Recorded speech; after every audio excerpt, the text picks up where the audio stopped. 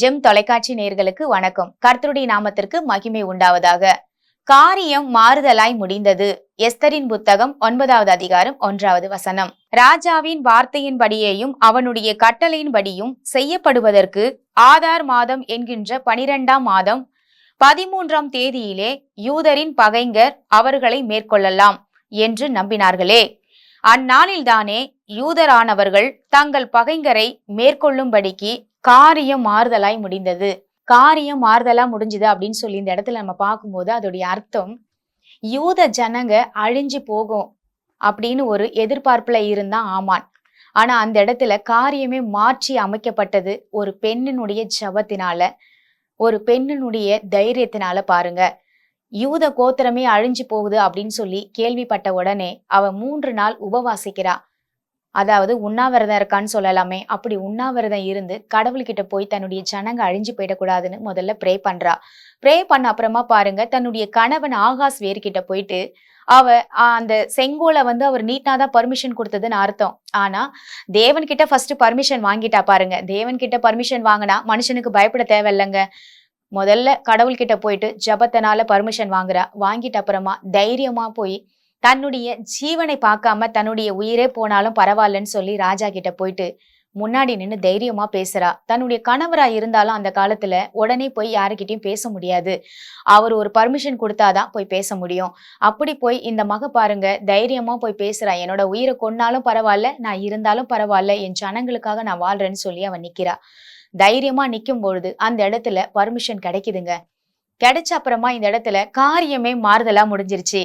ராஜா கிட்ட பயந்து பயந்து போய் பேசின இந்த மகள் பாருங்க, தன்னுடைய கணவர் தனக்கு சாதகமா பேசுவாரான்னு தெரியாது. ஆனா இந்த இடத்துல அந்த மகளுடைய தைரியத்தை நான் பாராட்டுறேன். அப்போ போய் பேசும்போது அந்த இடத்துல என்ன நடக்குதுன்னா, அவரு எத்தனையோ முறை கேட்டிருக்காரு. விருந்து பண்ணும் போதெல்லாம், நீ என்ன கேட்டாலும் நான் உனக்கு தருவேன், என்னுடைய ராஜ்யத்துல பாதி கேட்டாலும் உனக்கு தருவேன்னு சொல்லி எஸ்தர் கிட்ட அடிக்கடி கேட்பாரு. எப்பன்னா விருந்து பண்ணி உபசரிக்கும் போதெல்லாம் அவர் கேட்பாரு. அப்போ இந்த மகள் சரியான ஒரு ரீசன் சொல்லி எனக்கு ராஜ்யத்துல பாதி கொடுங்க, இது வேணும் அது வேணும்னு கேட்க மாட்டா.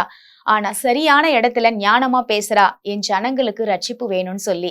அந்த இடத்துல ஆகாஸ் வேர்கிட்ட கேட்கும் போது அப்போ பாருங்க, தன்னுடைய கணவன் அவர் என்ன சொல்றாருன்னா பர்மிஷன் கொடுக்குறாரு. காரியமே மாறுதலா முடிஞ்சிருச்சிங்க. அழிஞ்சு போற இனத்தை பாருங்க, யார் அழிவன்னு சொல்லி காத்துக்கிட்டு இருந்தானோ ஆமான்னு, அங்க விரோதமா யார் அழிக்கப்பட்டது? யாருக்காக குழி வெட்டினானோ அவனே அந்த குழியில போய் விழுந்தான்னு சொல்லி நம்ம பழமொழியில பேசுவோம். அப்படிதான் மொர்தகாய் பாருங்க இங்க ஒரு தூக்கு மரத்தை செய்யறாரு. யாருக்காக?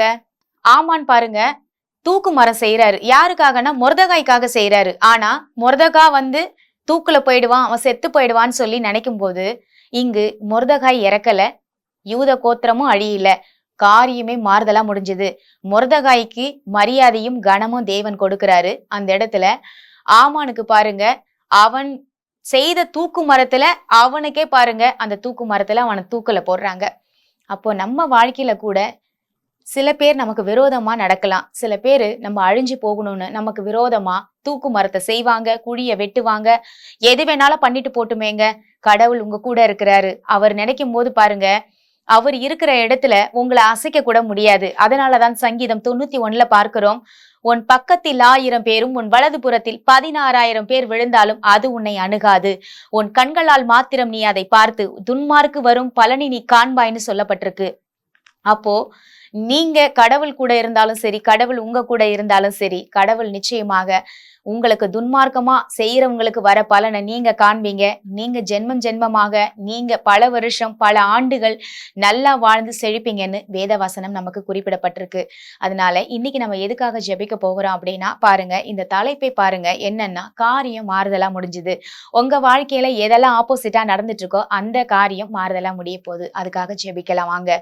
எங்கள் அன்பும் இரக்கமும் நிறைந்த நல்ல தகப்பனே, நாங்கள் உம்மண்டில் வருகிற சுவாமி, யாரெல்லாம் ஜனங்களுக்கு தேவனுடைய பிள்ளைகளுக்கு விரோதமா எழும்புகிறாங்களோ, அழியணும்னு நினைக்கிறாங்களோ, துரத்தணும்னு நினைக்கிறாங்களோ அவர்களை ஆண்டவரே சப்பா காரியம் மாறுதலாய் பண்ணின தேவன் ஆண்டவரே, ஜனங்களுக்கு விரோதமாய் ஜனங்களுக்கு எழும்பும் என்று நீங்க சொன்னீங்க. ஆனாலும் ஜாதிக்கு விரோதமாய் ஜாதிகள் எழும்பும், ஜனங்களுக்கு விரோதமாய் ஜனங்கள் எழும்புவார்கள் என்று. ஆனாலும் இதுல தோற்று போகிறது கர்த்தருக்கு பிரியமில்லாத ஒரு வாழ்க்கை வாழுகிற, கர்த்தருடைய பிள்ளைகள் இல்ல, பிள்ளைகள் அல்லாத, கடவுளுக்கு விரோதமாய் செயல்படுகிற எல்லாவித ஆண்டவரே துர்க்கிரியையும் நிறைந்திருக்கிற மக்களை தான் நீர் ஆண்டவரை பார்த்து கொண்டிருக்கிறீர்.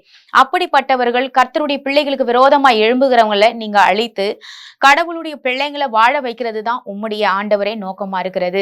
கடவுளுக்கு பிள்ளைகளுக்கு விரோதமா யாரெல்லாம் எழும்புகிறாங்களோ, யாரெல்லாம் அழியணும்னு நினைக்கிறாங்களோ அவங்களுக்கு காரியம் மாறுதலா முடிஞ்சு யார் வெட்டினார்களோ அந்த குழியில அவங்களே போனாங்க என்று நாங்கள் இந்த வேதத்துல பார்க்கிறோம். அப்படிப்பட்ட காரியங்கள் மாறுதலாய் முடியட்டும் சுவாமி. யார் ஒவ்வொரு பிள்ளைகளுக்கும் விரோதமாய் எழும்புகிறாங்களோ அந்த விரோதங்களை அவர்களுக்கு நேராக திருப்பும்படியாக நாங்கள் ஜெபிக்கிறோம். இயேசு கிறிஸ்துவின் மூலம் ஜெபிக்கிறோம் நல்ல தகப்பனே, ஆமேன். கர்த்தர் நம் அனைவரையும் ஆசிர்வதிப்பாராக. God bless you.